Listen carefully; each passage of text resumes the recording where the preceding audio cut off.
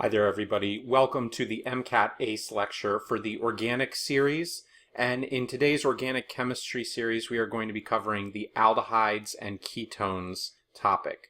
So this video series will be broken into two parts, and that is simply due to the length of these lecture series when we're starting to get into reactions, organic reactions. The reactions themselves can take up their own video in terms of time and length, so we will be breaking this lecture into two separate pieces, but they do go together. This is the lecture you should be watching first, and then the second lecture that comes after this will cover some details as to the reactions. So let's look at the overall guideline in terms of what we would like to cover for both of these lectures. And you can see in the layout here, the first thing we're going to discuss is the structure and the properties of aldehydes and ketones. So we want to get a feel for what an aldehyde and a ketone is, how they differentiate from one another, and some of their general properties. We are going to briefly discuss nomenclature so that you would know how to name aldehydes and ketones, and if you see the name of an aldehyde or ketone, you should be able to pick it up and recognize it as such. Then the essential reactions, a lot of this material will be covered in the second video. There are two major types of reactions. The first one is a nucleophilic addition. And for the nucleophilic additions, there's a whole large variety of these. But the ones that we find are most important when studying for MCATs are the acetal/hemiacetal formation, the imine and enamine formation, hydride reductions, and cyanohydrin additions. Those tend to be the most common ones that are going to show up. You also, the opposite of the reduction reactions, you have oxidation of aldehydes. Now ketones can't be oxidized, but aldehydes can, so we will cover that. And then the second major reaction is enolate chemistry. And specifically when we talk about aldol reactions, you may hear of a few others such as Claisen reactions and Michael reactions, but aldol reactions, or aldol condensations as they're called, are the most common of the bunch. And in this video we will take a look at keto-enol tautomers and the process of tautomerization, which form is more stable, which happens to be the keto form. And then we are also going to look at the kinetic versus thermodynamic enolate formation, because that's something that chemists can have control over. And we need to discuss, first of all, what are the kinetic and thermodynamic versions of an enolate, and then how do we manipulate a reaction condition so that we favor one over another. The aldol condensation will be lumped in with the second video that covers reactions, but we will look at the enolate formation and what an enolate is in this video. So that is an overview of what we hope to cover. So let's go ahead and get started. I'm going to bring up the whiteboard here, and we have some material to get started with. So you can see at the top here I have an aldehyde and a ketone, and the general structure for these in terms of their layout is that we're going to be dealing with carbonyl groups on both functionalities. So carbonyl is a C double bond O. So if I were to draw that here, when we talk about carbonyls, we're simply talking about this type of functionality right here. That's the carbonyl. So you can see that's present in an aldehyde and in a ketone in the middle here of these simple examples I'm giving. When you see the term R here, R simply represents the rest of a molecule. So R is really set to the rest of the molecule, and that tends to be any remaining alkyl chain that's present there. So you're talking about hydrocarbon chains. They may have some other functionalities on them, but it's just the rest of the molecule. We're essentially focused in on the aldehyde and the ketone portionality of these groups. So what differentiates an aldehyde from a ketone? The big difference is the grouping that in this case we see over to the right, but it could also be to the left. They both have the RC double bond O. However, an aldehyde is going to end with a hydrogen, and the ketone is going to continue with another alkyl chain. Now it could be something as simple as a methyl, like CH3, or it could be an entirely new long alkyl chain that is going in the other direction. But that is the main difference between aldehydes and ketones when it comes to their structural makeup. Now, there are lots of other carbonyl compounds, such as esters, carboxylic acids, amides, things of that nature. However, the reason we tend not to lump those in with the aldehyde and the ketone is they have different reactivity, and also most of those, for instance, a carboxylic acid is going to have the OH on the other end of its functionality, and this oxygen is partially negative in its electronic makeup. Hydrogens and R groups are notably electropositive when we look at them in comparison to some of the other electronegative elements such as fluorine, oxygen, nitrogen, and things of that nature. So these aldehydes and ketones tend to have similar reactivity when it comes to reagents. And so their structures are almost identical except for the fact that they have different electropositive atoms that are hanging out on one side of that carbonyl. So what about the reactivity of aldehydes and ketones relative to one another? So one of the things that's important when you're looking at the relative reactivity is you have to consider two factors, sterics and electronics. So sterics is going to refer to the size of a group, and it doesn't have to be just one atom, although we can compare the sterics of one atom to another. Usually when we talk in organic chemistry about sterics, we're talking about bundled groups. So in the case of aldehydes versus ketones, we can see in comparison that an aldehyde has a hydrogen and the R group is here for the ketone. Now, at a minimum, the R group would need to be CH3. Or to draw that another way, we're going to have an R group of this size. Whereas the aldehyde simply requires the hydrogen. So that means that aldehydes are going to be more reactive to incoming groups when they attack the carbonyl in comparison to ketones. And the reason for that is sterics. So we're looking at a size comparison here. This is going to be large, and again, a methyl is the smallest potential group you could put into this ketone R group here. Many times you might have ethyls, propyls, isopropyls, or even worse, T-butyls when you start getting into very large bulky groups. Okay? Now, a hydrogen that we have up here is going to be small. In fact, it's the smallest atom we can get. And so when you compare it to a methyl, which has 3 hydrogens and a larger carbon, that carbon has an entirely different shell, valence shell surrounding it, we're starting to bulk up the groups. So when we start sending compounds into these aldehydes and ketones, meaning, and we'll take a look at this in a second, but I have a nucleophile of some sort, and I'd like to send my nucleophile into this carbonyl to attack it, okay, and then I move up and I put these extra electrons on the oxygen because carbon can't have 5 bonds. When I do that, this nucleophile has to make its way past these groups that are hanging out here. And so the larger the groups are, the more steric clash or the more electronic interference I'm going to have as they pass one another. Because remember, electrons are negatively charged, so when I have bonds and atoms with lone pairs of electrons, you know, bonds are sets of 2 electrons that are being shared here. When I have electrons passing electrons, they tend to repel or repulse one another. And so when we're trying to bring in a group, it's going to have to pass by these barriers. And so the smaller basically the barrier or the entryway, the easier it's going to be in order to get these to react. So that's one reason that aldehydes are more reactive than ketones, because they don't have as much steric bulk associated with them. Now, the other reason for this has to do with electronics. Now, electronics is really looking at the partial charges associated with these groups. So if I were to look at some of the partial charges involved here, we said that hydrogen and the R group are both going to be partially positive. But here's the key. We're really looking at the partial positive associated with the carbonyl. So I'm going to draw this out a little more explicitly. We've got carbon and carbon here. So these carbonyl groups, this is partially positive in each case, and the oxygens are partially negative. So far, so good. They're both equal. So the difference comes when you start looking at the groups surrounding the aldehyde or the ketone carbonyls. So for an aldehyde, we have an R group.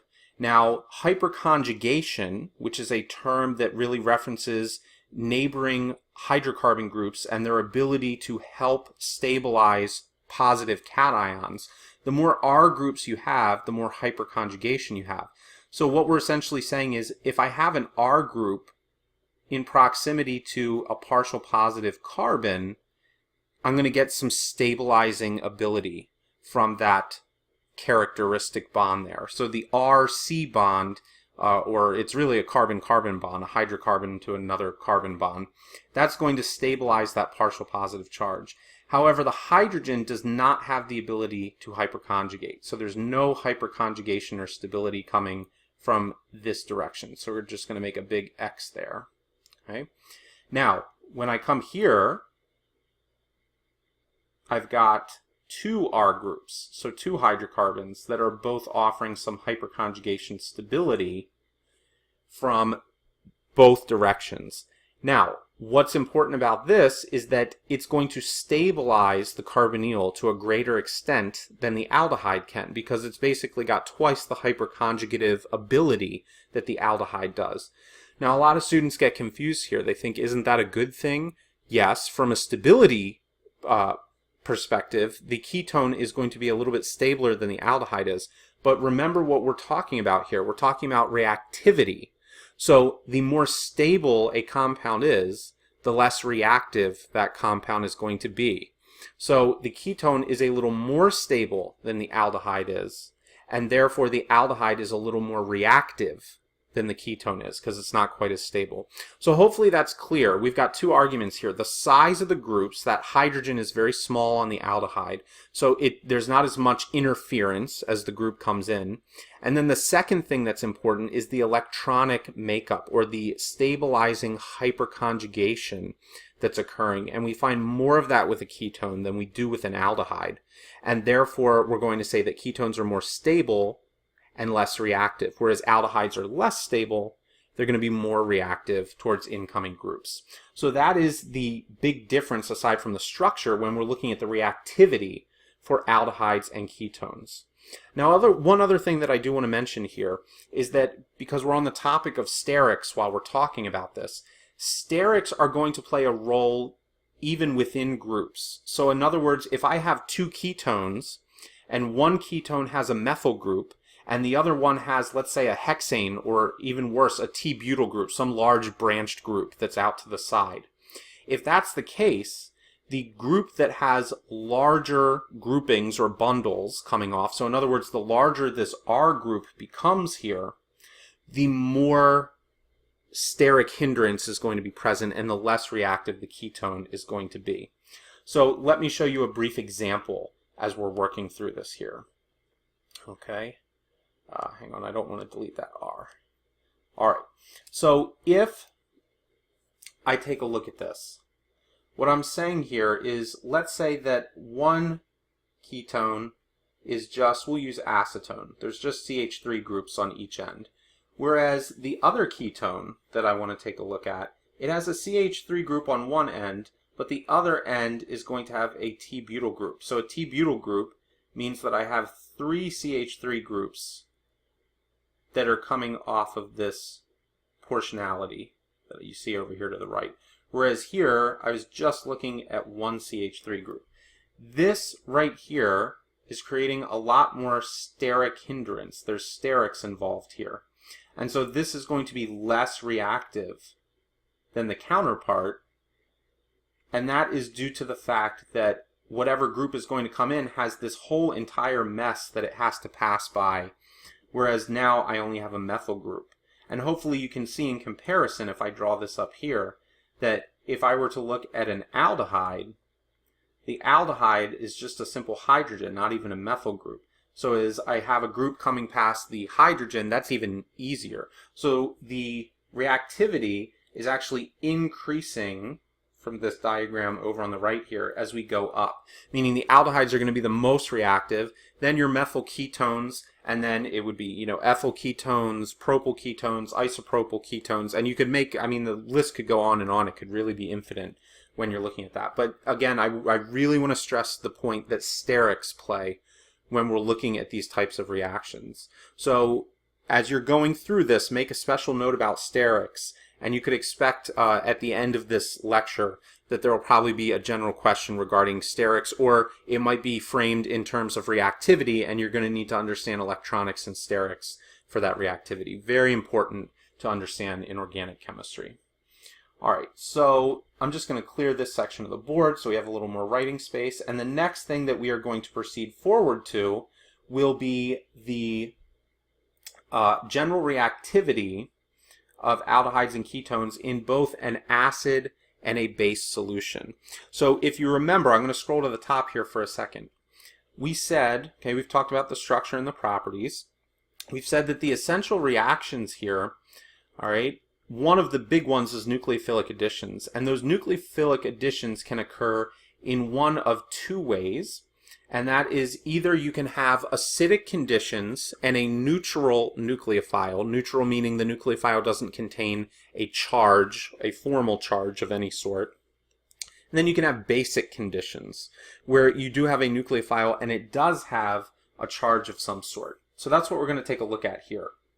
Now, these are generalized reactions that I'm showing you here. So these are going to be sort of a lead-in so that the second lecture makes more sense when we're looking at it. So I just want you to take these sort of as a frame of reference so that when we get to the second lecture you can say, aha, I see an acid and a neutral nucleophile, and so I know this must be proceeding through the acidic pathway, versus, oh, I see, let's say, a hydroxide ion, a minus OH. So I know I'm looking at a nucleophilic pathway that's basic or a negative charge. And when we say acidic and basic, we're really referencing Lewis acids and bases. That tends to be the broad umbrella that catches almost all compounds when we're talking about organic chemistry. You could still reference it in terms of Bronsted-Lowry acids and bases in most cases. So if I were to take a look at this, if I'm going to proceed through an acidic pathway, and I'm also, when we get to the basic down here, I'm just going to put a negative charge up here because we're dealing with negative nucleophiles in the basic conditions. All right. So for the acidic pathway, let me scroll up just a bit because this arrow is pointing up. Okay. We'll get rid of what's up there. So for an acidic pathway, it's always the carbonyl that we're looking at when we deal with these nucleophilic additions. Enolates are going to be a little bit different when we start out. But when we're dealing with nucleophilic additions to carbonyls, it's always the C double bond O that's responsible for the site of reactivity here. In acidic conditions, you don't have a strong negatively charged nucleophile. Right? Now I'm going to draw these electrons up here because they're going to be important for the oxygen, the lone pairs of electrons on that oxygen. What's going to happen, instead of the nucleophile coming into the carbonyl first, like it would in a basic condition, we are going to end up having the lone pair of electrons from the oxygen going after the hydrogen. So let's go ahead and show that. We'll use red in order to make it clear here.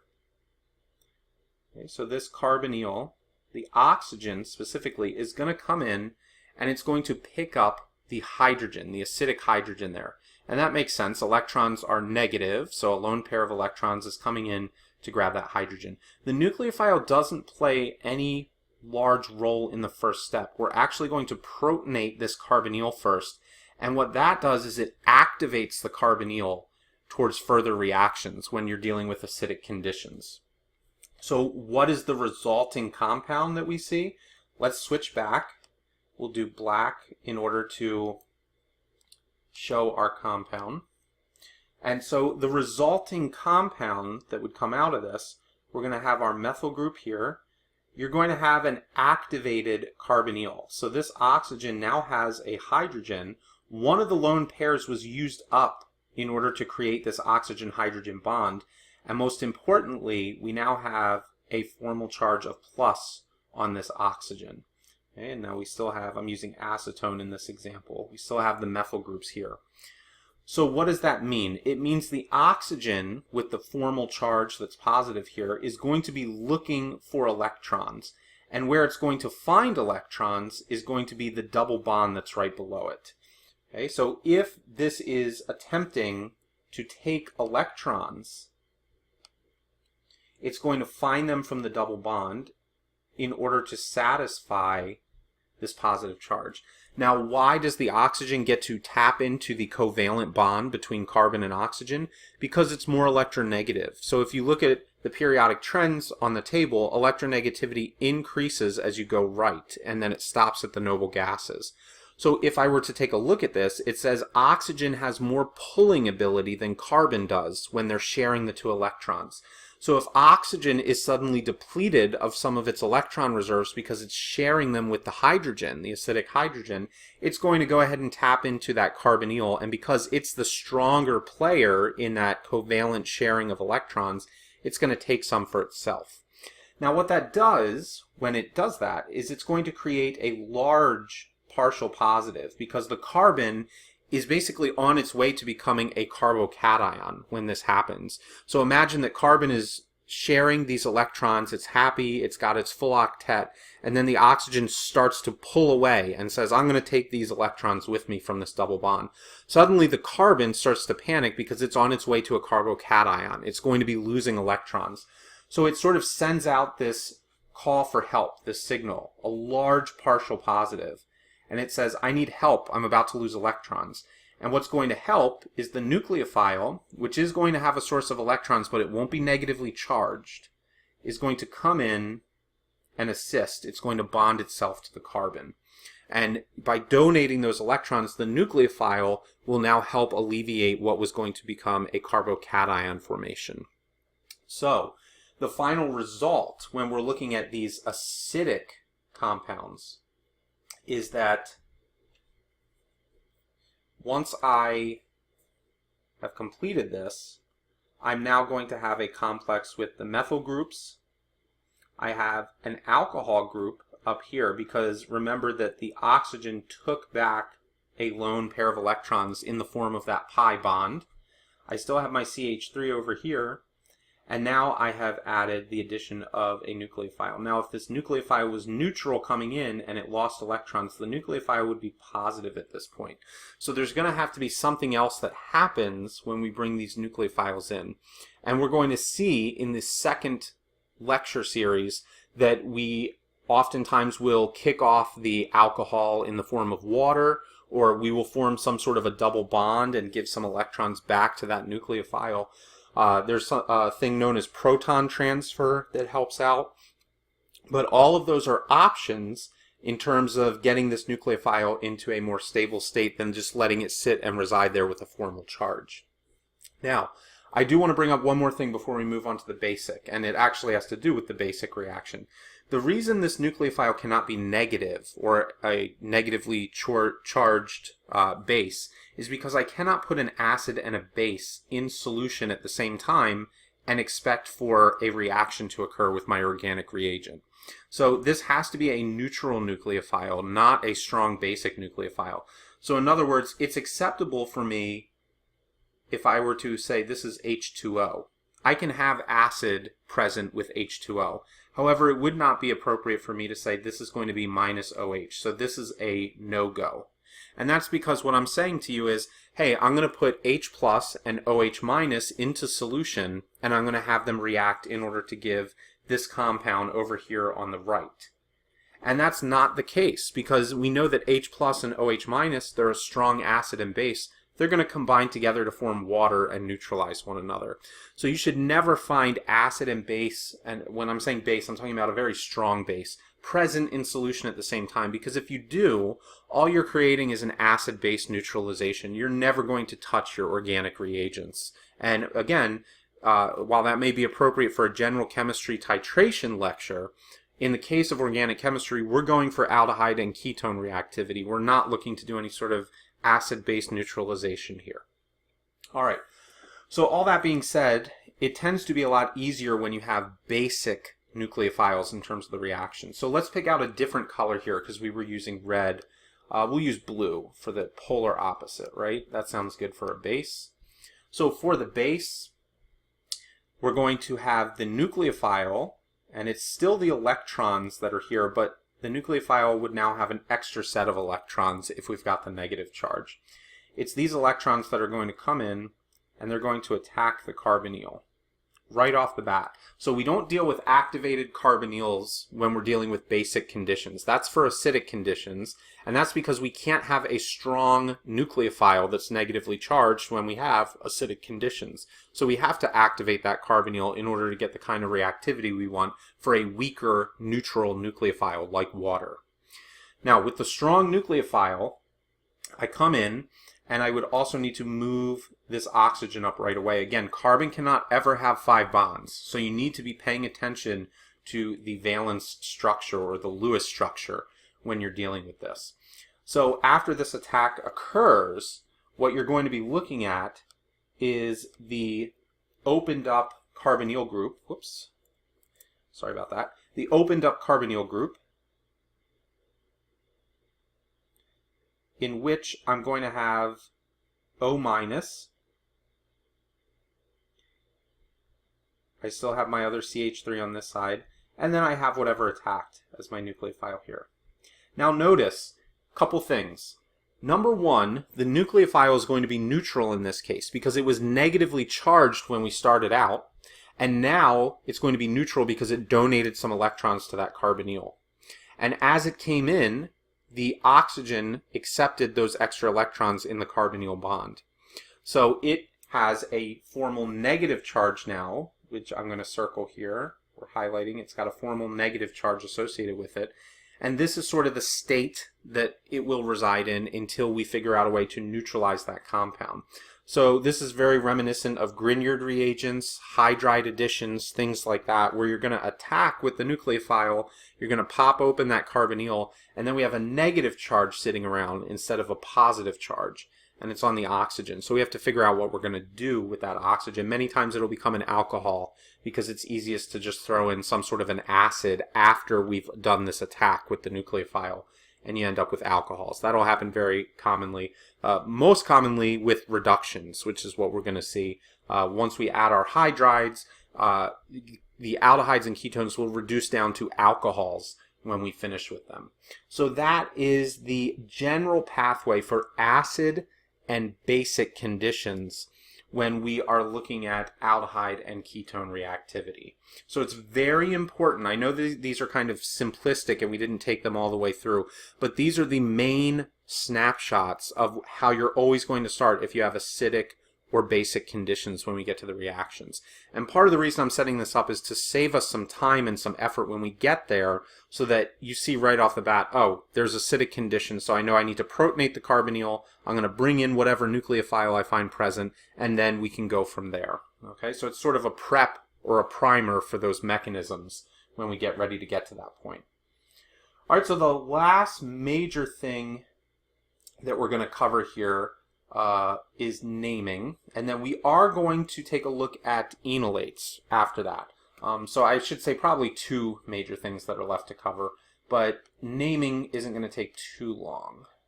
So let's clear this portionality up here so we have a little bit more room, and we're just going to move this portion up with the naming.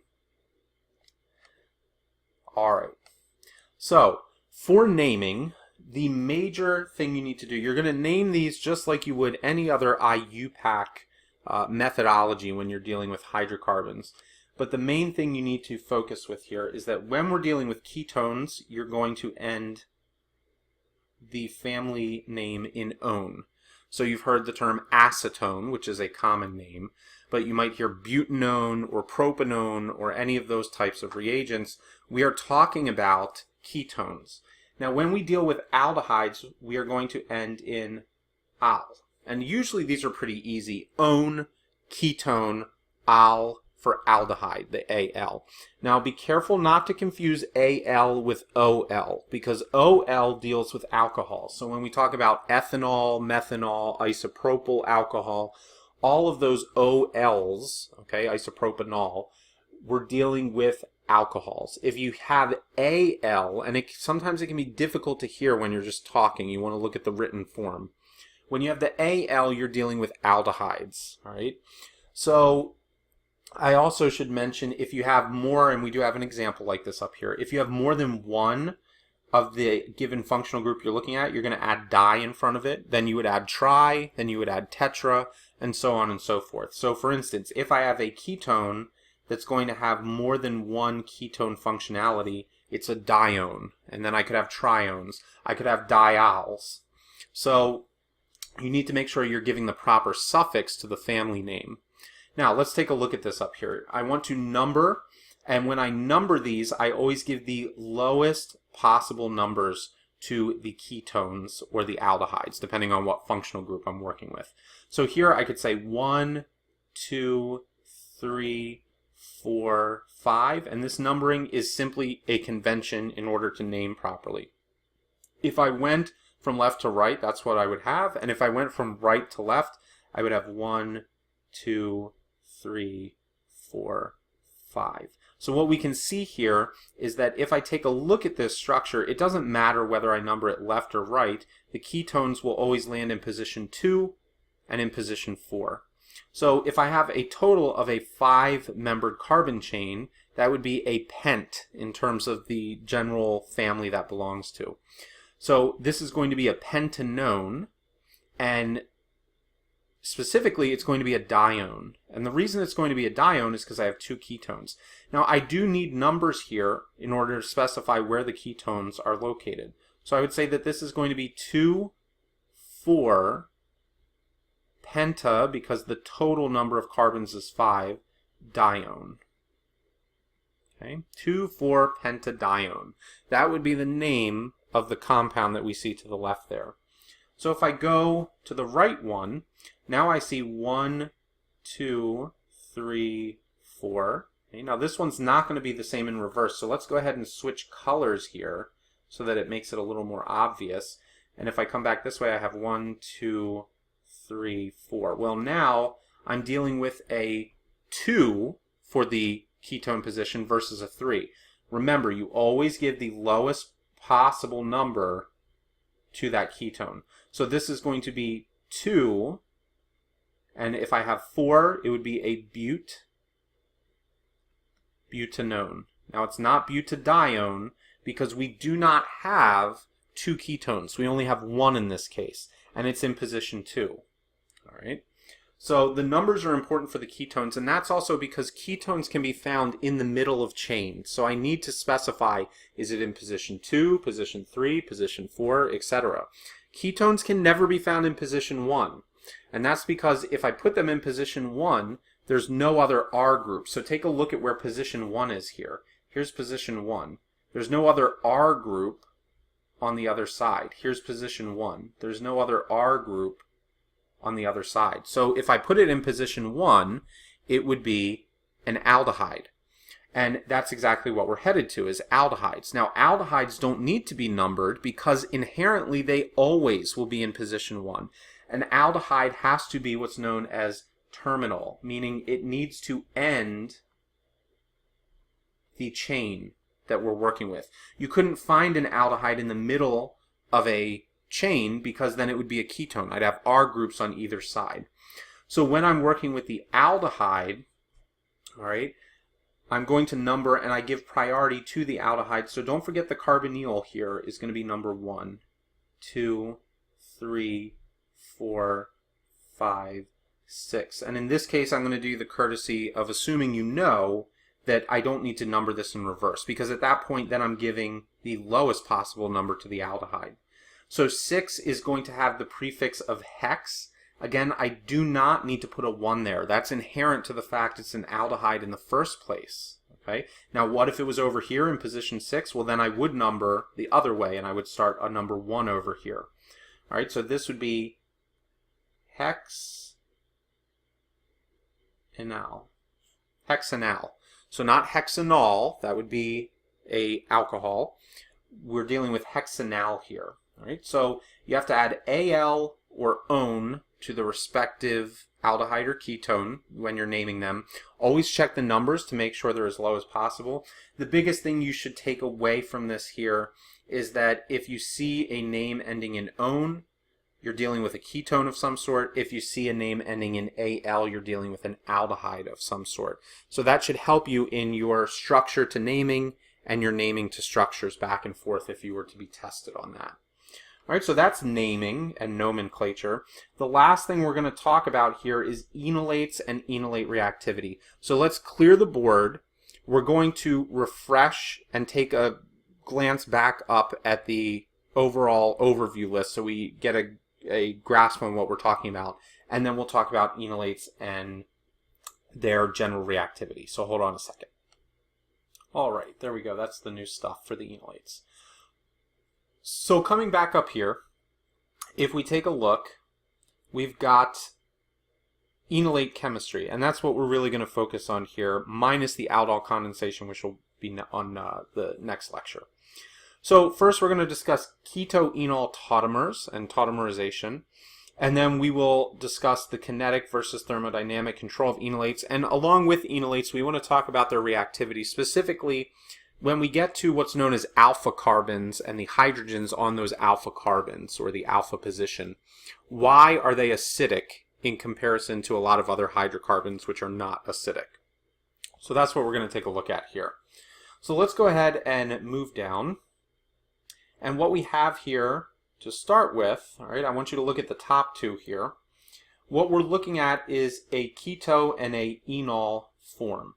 So I think it should probably be obvious to you that the ketone is the one over on the left. Based on the general structures that we've been using before, what I have right here would be considered the keto form for this molecule. Now, keto forms can go back and forth with a form known as the enol form. And these are known as tautomers of one another. So I know it's sort of a hard word to pronounce, but a tautomer is two different structures that an identical compound can share. It can go back and forth. You need to realize that all this is an arrangement or a rearrangement of the bonds that are formed here. So we're not really coming up with a completely brand new structure. Tautomers are a type of isomer from one another, is a way that you could look at it. And so what we're really doing here is we're moving the hydrogen from this CH2 group, one hydrogen from this CH2 group, up here to the alcohol group. And we're moving a pi bond associated with this carbonyl group over to a pi bond between these carbons. So that is the keto-enol tautomer set that goes back and forth. All right? Now, when you take a look at keto-enol tautomerization, it turns out that the keto form is almost always preferred by 99%, if not higher in most cases. And right here you're going to have 1% and often less than 1% when you are in an enol form. And that really has to do with the bonds that are being formed there. Every bond between two atoms has a certain amount of energy associated with it. And it turns out that the keto bonds are a little more stable than that of the enol bonds. And so the keto form has a favored tautomer form in comparison to the enol. That's the reason for this favoring. Now, the reason we bring up enol is because enolates, which is the ionic form of an enol when it's been deprotonated, are very important chemical substances, and they are derived from aldehydes and ketones. So we want to have an understanding of what the enol-keto shifting is when we get ready to take a look at this. So if I come down here, I'm going to take a look at these next two structures, okay, and that one that's starting to peek through at the bottom, we're going to take a look at that in a few minutes. So how do we form enolates, or these charged structures that are derived from aldehydes and ketones? Well, the first thing you want to look for is the alpha carbon. So an alpha position is any position that is directly next to a carbonyl when we're working with this. So this would be an alpha position. This hydrogen would also be considered to be in an alpha position, but the aldehyde hydrogen is not going to be acidic, and we'll talk about why in a second here. So while I'm going to mark that as an alpha position, please do not think that aldehyde protons are able to be removed in the same methodology as these other alpha protons are. All right, so these protons are mildly acidic. They're not going to be anything in comparison to something like HCl or H2SO4, but compared to a normal hydrocarbon, even something in a beta position like this CH3 would be, that CH3 has a pKa value of somewhere in the range of about 50 to 55. So remember, the lower a pKa is, the more basic, or I'm sorry, the lower a pKa, the more acidic it is, the higher the pKa, the more basic it is. So a pKa of around 50 to 55 means that those methyl groups on the end are not going to be acidic whatsoever. They have very high values. Okay, in turn, a lot of these ketone and aldehyde alpha positions are going to have pKa's in the range of somewhere between probably 15 to 20, depending on what you have, and you could certainly have a different variety based on surrounding groups and their electronegativity. Sterics could also play a factor. So when I take a look here at these alpha positions, these guys are going to be somewhat acidic relative to other hydrocarbons that would be found in beta, gamma positions, or any other type of hydrocarbon chain that you would find. So what ends up happening is these hydrogens can be removed, and I can end up with a structure that then has a negative charge left behind on this carbon. So then we're talking about a carbanion that's present here. Now these carbanions need some level of stability. And the reason that these are acidic in the first place, why are the alpha groups special, why are they considered acidic, is because we have resonance stability when we deal with the enolate form. So this negative set of electrons here can be shifted into a pi bond, and we can move that carbonyl up so that we end up with a structure that looks like this. I've got the O minus here, CH2, CH3. All right, so this right here, you can see, is similar to the enol. If I come up here and I take a look, I have, and the term enol, ene, coming from double bond right here, and ol coming from alcohol. Okay, if I go back down, and we're looking at this structure right here, I have the double bond, so I have the ene portion. I don't have an alcohol, but I do have an O minus up here, and that's why this is an enolate. It's not an actual enol, it's an enolate. Right? And this bottom portion right here is the favored form of the enolate in terms of the resonance structures, and that is because the oxygen is carrying the negative charge instead of the carbon. Again, as we mentioned earlier in the lesson, more electronegative means greater ability to hold a negative charge or to pull electrons towards yourself. All right, so as we come down here to the aldehyde, I could also remove from an alpha carbon, but I cannot remove this alpha position, and that's because if I try to remove this proton, I then am leaving the negative charge on the carbonyl itself, not on a position adjacent to the carbonyl. So the main problem with this hydrogen here is that you're going to have no resonance that's left behind. And without resonance, you're not going to have the ability to stabilize the charge. So resonance is taking a charge and delocalizing it over several positions. That is essential in leading to the acidity of these protons. The only reason these protons are mildly acidic is because they have some resonance stability when they get to that point, after they've been deprotonated. So if I were to remove the aldehyde proton, I would lose out on that resonance stability, and I would create a compound that is not going to be very stable. So here, if I keep the aldehyde proton, I can deprotonate from this carbon, because it is in an alpha position. And again, I could do the same thing where I'm going to move these bonds, and I'm going to move this bond. So my resonance form is going to then look something like this, which again is an enolate resonance form. So I've got that there. Here's the ene part of my enolate now that I've formed the double bond. And there you go. So acidic protons are found in alpha positions, and they have to have a carbon associated with them. You're not going to end up doing a good job pulling off these aldehyde protons that you can see over in this example here. This is a no-go. You're not going to be able to pull those off. All right, so if we come down here, I want to sort of expand on this further, because one of the things we talked about, in fact, let me go back up for a second. One of the things we talked about at the top of our overview or our list is kinetic versus thermodynamic enolates. And this is a very important issue. So if I come here to this structure, I want you to take a look at the fact that I have alpha protons here and I have alpha protons here. And so many students will ask, well, which set gets deprotonated? Aren't you going to get a mix? And the answer is, it is true. You could get a mix, especially if you were to run this at room temperature. You would probably get a mixture of the potential enolates that you could form, and therefore whatever sort of reaction you're going to run those enolates through, you get a mixture of products. And that's usually not ideal when we're trying to do organic chemistry. We want to control for one specific product that we're interested in. So there is a way around this. We can start selectively pulling off from the left or from the right, and that's known as the kinetic and the thermodynamic positions when we're looking at this.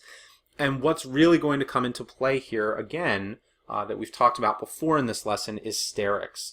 So if you take a look at the group over on the right here, this one is going to have higher sterics. So it's going to be more difficult to deprotonate. Whereas this one, so let's differentiate here, high sterics, and these are terms relative to one another, low sterics over here. Okay, so the way that you want to think about this is, if I were to turn around and say, you are dealing with a base, and a base needs to come in order to remove one of these protons. Which one, if you were the base, would you go after? The ideal answer here would be the position with low sterics, because that is the quickest route. It's the route with the least amount of hindrance. All right.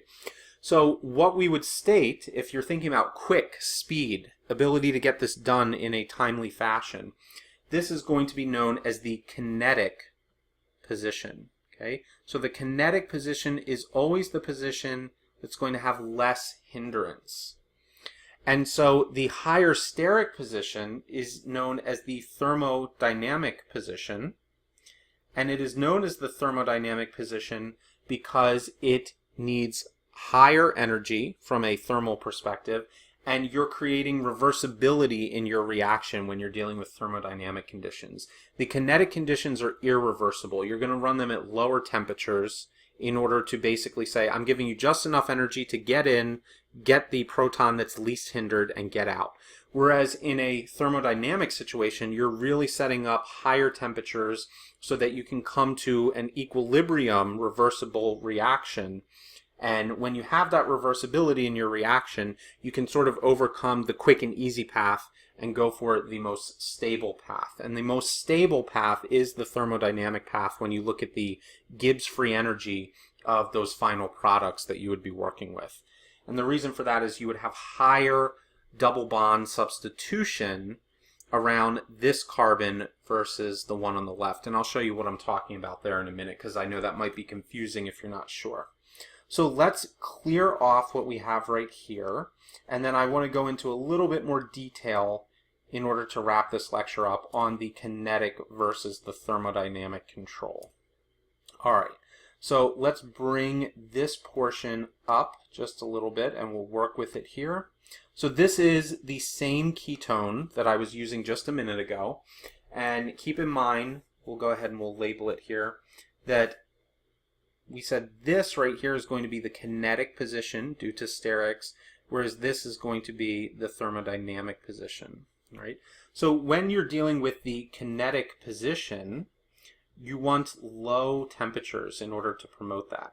And that's because if you create a low temperature environment, you are creating a situation in which there's not a whole lot of energy available for reversibility. You're going to go after the easiest product, which is the one with the least steric hindrance, and then you're going to get out. The thermodynamic is going to be dealing with high temperatures, certainly higher than room temperature, in order to start promoting this. And it varies in books. This is similar to 1,2,1,4 reactions, but many times I see 40 degrees Celsius, 50 degrees Celsius as sort of the cutoff point where we say, okay, now we're actually going to start favoring thermodynamic more than kinetic. But it's a sliding scale. The higher the temperature goes, the more you're going to start favoring thermodynamic. The lower you take the temperature, the more you'll start favoring the kinetic. And then think about sort of room temperature as your in-between, your intermediate area. So if we look at these here, if I did low temperatures, I would promote a kinetic enolate. And then if I did high temperatures, I would promote the thermodynamic enolate. So let's take a look at each of those. In the case with low temperature, which we can do blue for cold. All right. So this is going to be the low. Let's go ahead, we'll just say 0 degrees Celsius. That works. So at 0 degrees Celsius, if I throw in a base, because we need a base in order to deprotonate here, so I'm just going to use hydroxide. The base will deprotonate in the kinetic position, and so what I would expect is the enolate in the kinetic form. Whoops. The double bond is down there. Okay, so this would be the form we're going to expect if we were to do, sorry about that, guys. All right, this would be the form that we would expect from kinetic. All right, now changing our temperature, we'll do orange for the hot. Okay, so if we change our temperature, let's say 50 degrees Celsius, starting to get warm. Okay, in that case, when we have 50 degrees Celsius, again, with a base, you're going to end up with your thermodynamic product. And so in this case, you are still going to have the single bonded oxygen up here, but now you're dealing with the more highly substituted double bond. Okay, so we have CH, CH3. So what do I mean by more highly substituted? Take a look at this double bond in comparison to this double bond. Okay, so if I look at the double bonds here, I'll do the thermodynamic first because I'm still in the orange. So if I take a look at this carbon-carbon double bond, I've got a hydrogen, I've got a CH3 that's over to the right there, I've got the O minus, and I have another CH3 down here. All right, so that's the carbon-carbon double bond, sort of focusing as the the center of the molecule with the carbon-carbon double bond there. So if I'm to go after the kinetic form, and I take a look at its carbon-carbon double bond, let's move that further so I have room for it. Okay, I'll draw it up here. So here's this carbon-carbon double bond. This one's going to have 2 hydrogens. That's the CH2 that's over on the left. And then I'm going to have an oxygen. Let's draw that out to the side. And then down here, I'm going to have the ethyl group, the CH2, CH3. So what do I mean there's more substitution down in the thermodynamic? Well, remember the hyperconjugation. Stability comes from more R groups that you have surrounding here. So in this case, I've got 1 R group, 2 R groups surrounding my double bond. Whereas over here, I only have 1 R group that's surrounding my double bond. Double bonds also benefit from hyperconjugation. So the thermodynamic product takes more time to get to because of steric hindrance, but it is more stable when you get to that final enolate because you have more hyperconjugation going on. The kinetic is easier to get to from a steric perspective. I can get to the kinetic product in the blink of an eye. However, the resulting enolate is not going to have as much stability there. All right, so it's kind of cool because when you're dealing with this, if you want to control the type of enolate you're going to form, you can manipulate your temperatures, and that's going to start favoring one enolate over another. Because what you're really controlling here is the reversibility of your reaction. So in kinetic, you're robbing the thermal energy from it. You're saying, go after the steric position. Once you have that, you're done. I'm not giving you any energy to establish an equilibrium or go back and forth with reversibility. So kinetic conditions are irreversible. Whereas the thermodynamic conditions, they're a little harder to obtain, but they are reversible and they have that higher energy. And once you do obtain them, they're going to be the more stable form. So it's a balance between these two when you're dealing with the kinetic versus thermodynamic enolate selection. So that, because we're getting close to an hour here, that is definitely going to wrap up the first portion of the aldehyde ketone lecture. So I'm going to pull up some questions here for you to practice, and then we will go over a brief review of everything that we discussed. So let me clear the board and we will bring those questions up. Okay, everybody, so here are the questions that I just brought up. So you should be able to address each of these based on the material that we've covered in this lecture. So number one, which aldehyde would be most reactive towards nucleophilic attack? And you can see that there's 4 of them there. So you're going to have to figure out, of those aldehydes, which one is most susceptible to a nucleophilic attack. In other words, which one is going to be the most reactive. They would all technically be able to work with nucleophilic attacks. So, number 2, what is the proper name for the compound shown below? You can see that compound there, and there are 4 different options.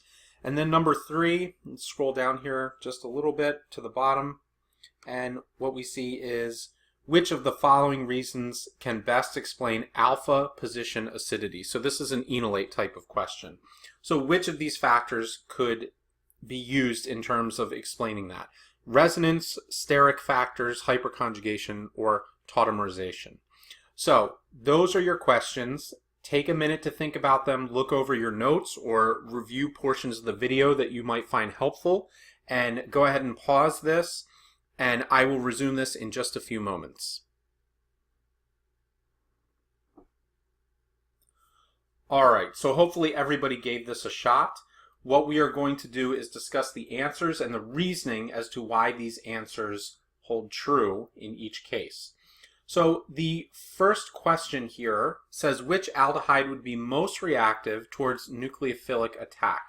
So if you remember, aldehydes are more susceptible to attack and they're more reactive than ketones, but that doesn't help us much in this question since they're all aldehydes. So what we really need to look at is the aldehydes in comparison to one another. And what we find here is that the aldehyde on the left in position A, or answer A here, has the most steric bulk. If you take a look at this group right here, it's a very large group, which is going to hinder its reactivity. It's going to be difficult to interact with the nucleophile. And you can see that the sterics are decreasing as we go along here. And they're becoming less and less to the point that I only get a methyl on the other side. And so the correct answer here is D. And the reason is that this aldehyde has the least steric hindrance of all the aldehydes in this set. That would be your reasoning behind this. So number 2, what is the proper name for the compound that's shown right here? Well, if you take a look at this, this is a ketone, and specifically there are 2 ketones present. So we can automatically eliminate A and D because these are not aldehydes, and those answers were ending in Al, which is the aldehyde type of naming. So we're left with, is this going to be a 3,5 octadione or a 4,6 octadione? If you numbered this both ways, you should have seen that numbering from left to right gave a 3,5 positioning, whereas numbering right to left would give a 4,6. We favor the lowest set of numbers possible when naming, and so 3,5 octadione is the best solution for this question. And then number 3, which of the following reasons can best explain alpha position acidity? So as a brief reminder, we're talking about if I have a CH3 group like this, okay, and then there can be something else on this side, this alpha position, why are these protons more acidic in comparison to other protons? What's the reasoning? So you have choices: resonance, steric factors, hyperconjugation, and tautomerization. So the easiest one to hopefully eliminate here is steric factors, because sterics is not considered a beneficial force when you're dealing with stability or anything like that. Hyperconjugation doesn't really deal so much with the acidity as it does the resulting enolate stability when we were talking about kinetic and thermo-enolates. So hyperconjugation is not the best choice here. So we're left with resonance and tautomerization. Tautomerization simply refers to two compounds that are switching back and forth between isomeric forms. Tautomerization doesn't really explain acidity. It more or less explains the relationship between the keto and the enol form. Resonance, however, does explain the acidity. It's the fact that once we remove one of these protons and put a negative charge in this carbon, we can move it around the molecule to the more stable oxygen position. And by delocalizing that charge, we get better stability. And therefore, it's the resonance that's even allowing this negative charge or this acidic proton to be removed in the first place. So the correct answers here for 1 is D, for 2 is B, and for 3 is A, for the reasons we just discussed. So what I'm going to do is I'm going to scroll back up here just for a moment and look at the final review of what we were going over. So as a brief summary or recap, let's discuss the types of things that you want to take away from this. We discussed the general structure and properties of aldehydes and ketones. You should know the general difference between an aldehyde and a ketone is the aldehyde has the hydrogen, whereas the ketone has a second alkyl chain that is coming off of the carbonyl. You should also understand that aldehydes are more reactive than ketones are, and that was due to steric and electronic effects that we had examined. We also want to understand that sterics is going to play an overall factor, whether it's aldehydes or ketones, and that's similar to question 1 that we just saw. The sterics were playing into which compound was going to be the most reactive when we were dealing with nucleophilic attack. Sterics is going to slow down and hinder nucleophilic attacks, whether it's on a ketone or an aldehyde. Then keep in mind we talked about the general reactivity of ketones and aldehydes when we were looking at acidic formation versus basic formation. And in an acidic case, we had a protonation of the carbonyl group to activate that carbonyl group, and then a neutral, weaker nucleophile would come into attack. In the basic conditions, we ended up seeing a nucleophile that was negatively charged, and that nucleophile could come in and could attack right off the bat and create a negative oxygen that needed to be stabilized subsequently. Then we talked about our nomenclature. Nomenclature, we specifically talked about ketones ending in -one and the aldehydes ending in -al. And one of the important things to remember here is that aldehydes are not going to have any type of numbering because they always will be terminal. And if you have more than one of these functional groups, for instance, 2 aldehydes or 2 ketones, you need to put di in front of the proper suffix. So when you're taking a look at that, question number 2, notice we had 2 ketones, and so we said dione in the answer, not just octaone, it was octadione. And then finally, we were covering enolates, and we discussed what an enol is, an enol keto form. Remember that the keto form is favored most of the time. We then also discussed the alpha position and the acidity of the alpha position. We took a look at examining some of that in question 3, where we said which of the following reasons can best explain the alpha position acidity. It was resonance. And finally, remember that we did discuss kinetic versus thermodynamic enolate formation. So when you have the potential to form 2 different enolates, meaning you have 2 alpha positions that both contain alpha protons, that means that you can potentially remove either or, and you need to select your conditions accordingly so that you can either favor the kinetic or the thermodynamic. Remember, the kinetic is the quickest route. Think about speed with kinetics. So you're going after the least sterically hindered set. That's favored by low temperatures, irreversible conditions. And then the thermodynamic enolates are going to be favored by higher temperatures, and those will be reversible conditions. Remember, the thermodynamic enolates have higher hyperconjugation in their final form, meaning they have a higher substituted double bond or enolate. And that pretty much covers what we went over in this hour-long lecture. So make sure that you tune in for the next one if you're studying for this. We are going to be discussing the aldehydes and ketones reaction set. So where you see the acetal, the imine, the hydride reductions, all of that stuff that we didn't exactly get to in great detail in this lecture, that's in the upcoming lecture. Hopefully everybody found this helpful, and we will see you guys for the next lecture. Thanks a lot.